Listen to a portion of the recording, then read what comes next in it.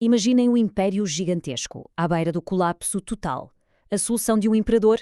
Decidir que um líder não chegava. Eram precisos 4. Parece uma loucura, não é?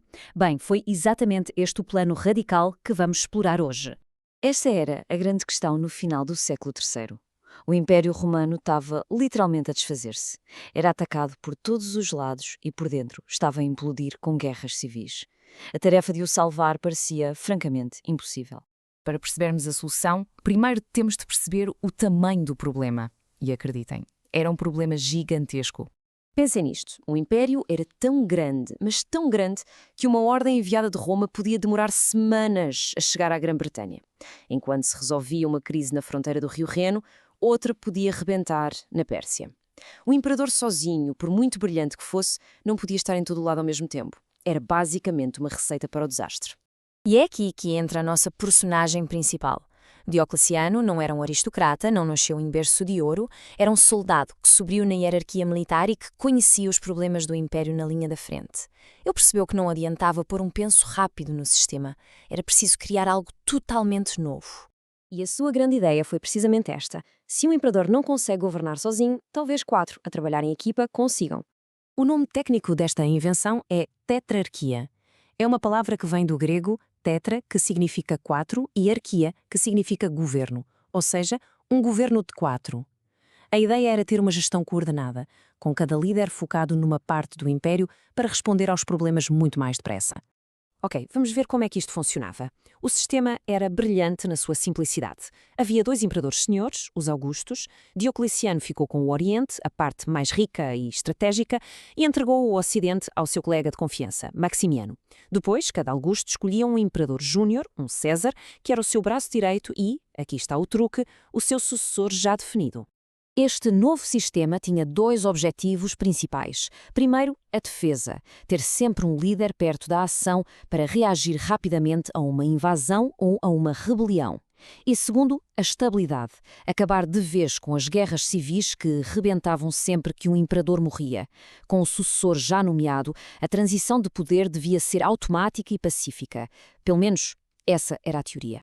Mas a tetrarquia era só a ponta do iceberg. Para que este novo sistema funcionasse, Diocleciano reformou quase todos os aspectos da vida romana: a administração, o exército e a economia.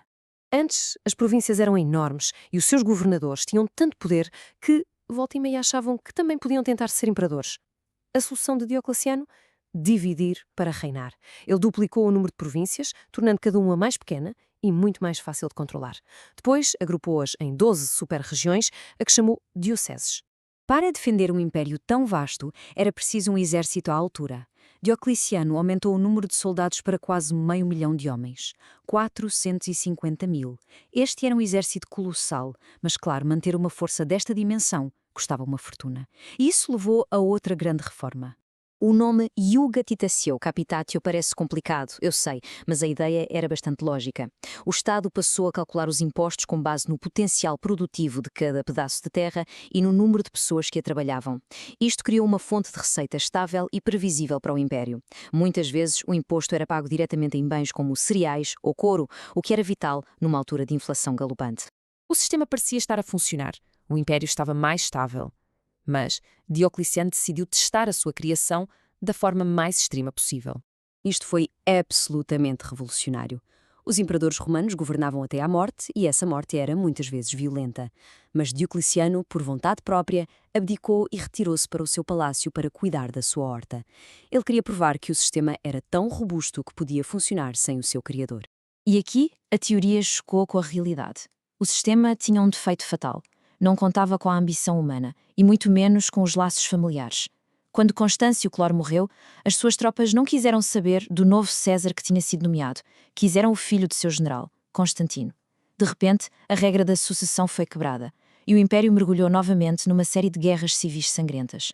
Então, se o sistema de sucessão falhou de forma tão espetacular, significa que foi tudo um fracasso?